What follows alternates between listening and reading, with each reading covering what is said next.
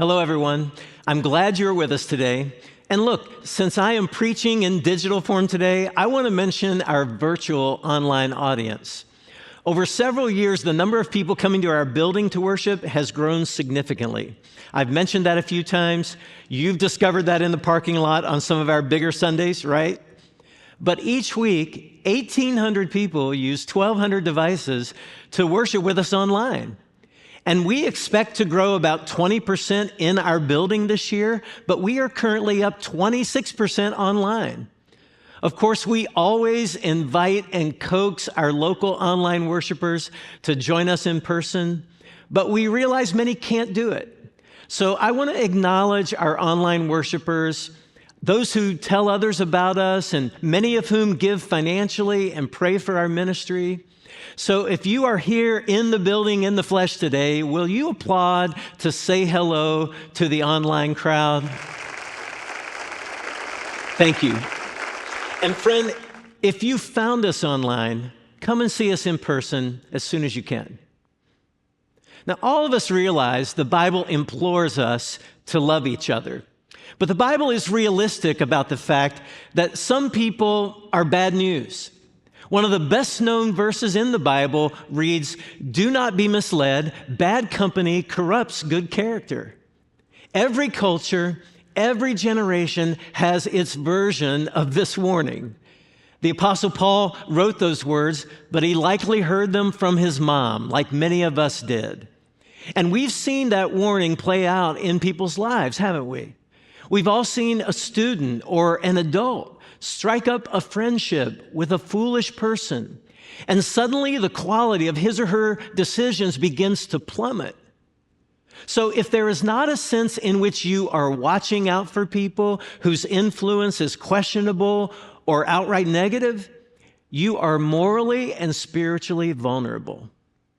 When I was in junior high school, I was almost inseparable from a friend and classmate. We swam and learned acrobatic dives together at the swimming pool. We rode our bikes all over town. We played basketball. We went to church activities together. And to be fair, I often found ways to get into mischief without any help or influence from him. But as we transitioned into high school, my friend wanted to make alcohol a fixture when we were hanging out. He wanted to show up at girls' houses when he knew their parents weren't home. He wanted to model his behavior after his young adult brother, who was all about wild parties and wild women. And unsurprisingly, my friend began to have less interest in, less time for church. And I recall being challenged by my student pastor to recognize that I had a tough decision to make. I could insist on maintaining the level of friendship we'd had with the likely result that I would compromise my character, or I could realize that the friendship had run its course and it was time for me to build some new relationships that would be better for my life and my faith. Have you ever come to that crossroads in a relationship? Friend, the Bible does not require us to trust people who are untrustworthy.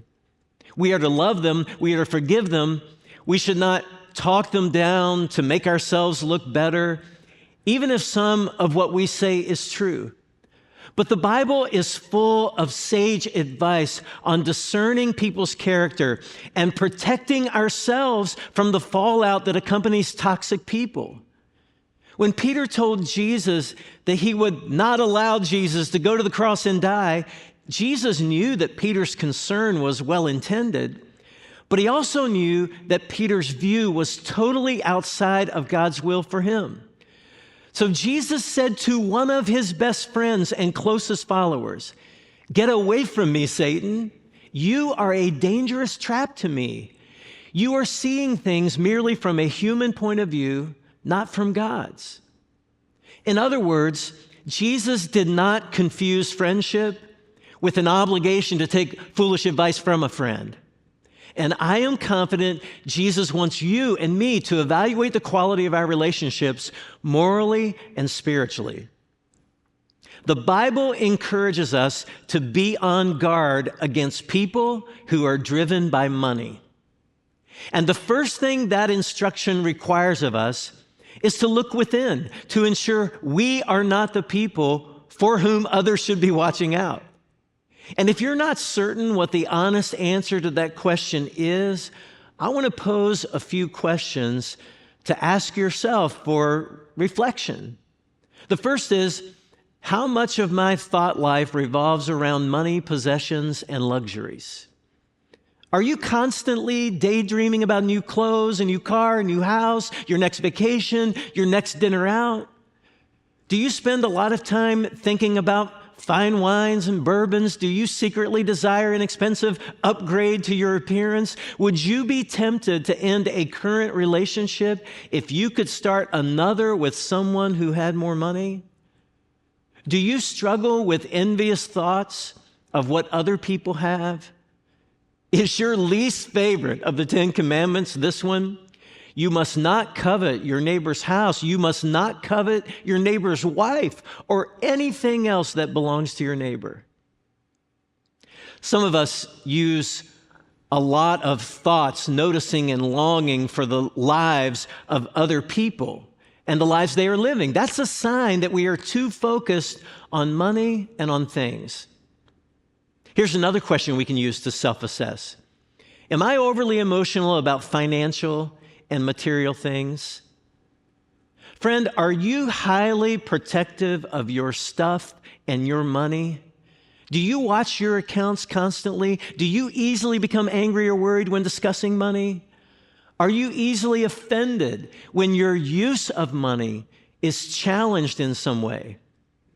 Do you avoid church or make sarcastic comments when you know the teaching series will touch on money? Are you sorry you're here today? Does your demeanor go up and down based on your account balances? If your emotional state is tethered to your financial state, what does that say, friend? One more question to ask ourselves. Do I seek ways to be generous, or do I avoid generosity? Two people with the same financial reality will often respond very differently to the same opportunity to be generous. In fact, sometimes those two people are married. She says, I'd like for us to find a way to give to this need. And he thinks, I would really like to avoid doing that. Generosity is often more about attitude than ability. Look at some words that Paul wrote to Timothy, a young minister he was mentoring. People who long to be rich fall into temptation and are trapped by many foolish and harmful desires that plunge them into ruin and destruction. For the love of money is the root of all kinds of evil. And some people craving money have wandered from the true faith and pierced themselves with many sorrows. A lot of us have suspicions and opinions about rich people and their money. And we like to opine about what the wealthy should be doing with their money or not doing with their treasure. But this passage is not a warning to people who have money. It is a warning to people who desire money. The irony is that Paul does not even mention rich people. No, he directs these words to people who long to be rich, who love money, who crave money. He does not address them to people who have money. This warning is for money chasers. Being rich has ruined some people. Wanting to be rich has ruined many people. Now look, I'm not pretending that a lot of rich people would prefer to be poor. I mean, that's rarely the case, right? But the rich often possess more clarity on the limitations of wealth than those who are not already rich. Many wealthy people realize that a good life is a worthwhile goal, but the good life can be a mirage. John McAfee's last name is familiar to many of us. His antivirus software has run on many of our computers. He made a lot of money keeping our devices healthy. He also became disillusioned with wealth.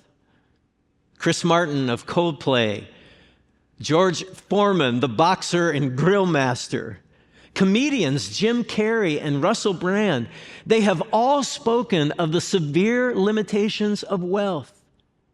Jim Carrey said, "I think everybody should get rich and famous and do everything they ever dreamed of so they can see it is not the answer." The first thing we should do with this insight is to use it as a lens to look in the mirror. But the second thing we should do with it is to watch out for people who are skeptical of the mentality that some of these people have learned in their wisdom and experience. This verse we read a moment ago observed that those who crave money cause themselves a lot of pain. And they also cause others a lot of pain.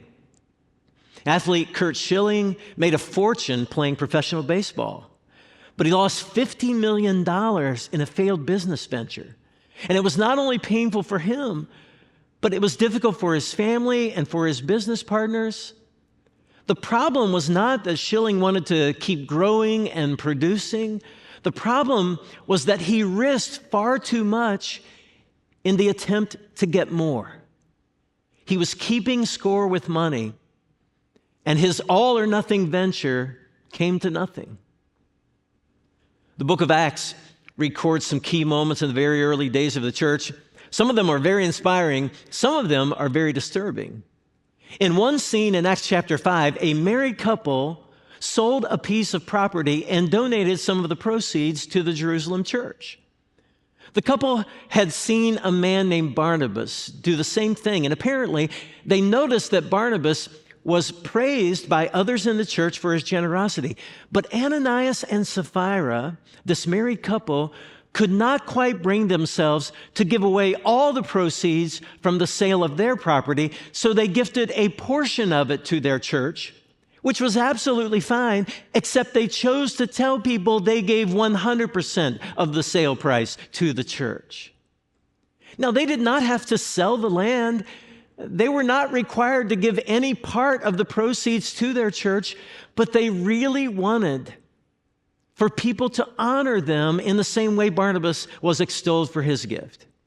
So they lied about the details to their church.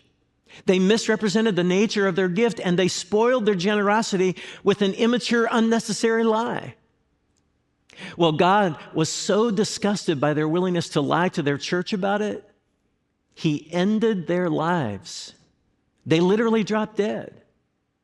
The husband was asked about it first, and he had the chance to say, "I'm sorry, I need a redo on this one. I don't know what got into me, but we kept some of the money from the sale of our property." But instead, he lied and then died. And next, the church leader spoke to his wife, and she did not know what had just happened to her husband, but she stuck to their story, and she fell to the floor dead herself. Now, this is obviously a serious event, but the Bible says the feet of the young men who carried out her husband's body were waiting outside the door when she was speaking to the church leaders. And that means they expected her to double down on the lie. How'd you like to be on that ministry team? Your friend asks, "Hey, where do you serve at church?" And your reply is, "Well, I'm on the lie and die team. We work closely with the funeral team. We've been really busy recently." You don't want that team to have to serve you. Obsessing over money is dangerous. It can plunge us into ruin, as it did Ananias and Sapphira. It is dangerous for us, and it is dangerous for those we influence. And that's why Paul describes the love of money as a trap in his letter to Timothy. Now, a trap captures someone who doesn't expect to be caught. When I need to set mouse traps at our house, they usually catch more of my fingers than they catch mice. I mean, that's just the nature of a trap. And the love of money has trapped many people in behaviors and circumstances they did not want. So guard your heart against loving money. Even if you don't have much money, You must be on guard for the love of money in your heart. And in the spirit of this series, watch out for people who are not guarding their hearts against an obsession with money, because they can do harm to themselves and they can also do harm to you and others around them. I want to spend the rest of this message getting specific. What exactly should we watch out for in ourselves and other people? What are the indicators that we are obsessing over money, loving money too much? I can think of 4 indicators that something is amiss in my or your approach to money. One is questionable and secretive financial behavior. Being discreet about your finances is wise to a point. Everyone doesn't need to know your financial business. But when you begin to make financial moves that you have to work hard to keep secret, it is a warning sign, especially if your spouse or your business partners are the people from whom you are trying to keep information. So the next time you find yourself considering how to keep your finances hidden, stop and ask yourself why you are hiding information. And if someone in your life is being secretive or dodgy with financial information that should be available to you, view that as a concern.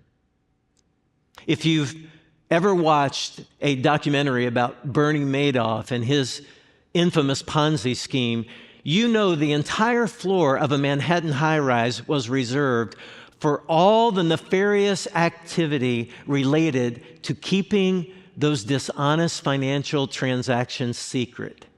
Secrets were kept from investors. Secrets were kept from regulators. Secrets were kept from other employees who did not have access to that floor. Discretion is often wise. Secrets are usually unwise. Another sign that our view of money is wonky is constant conversation about money and material things.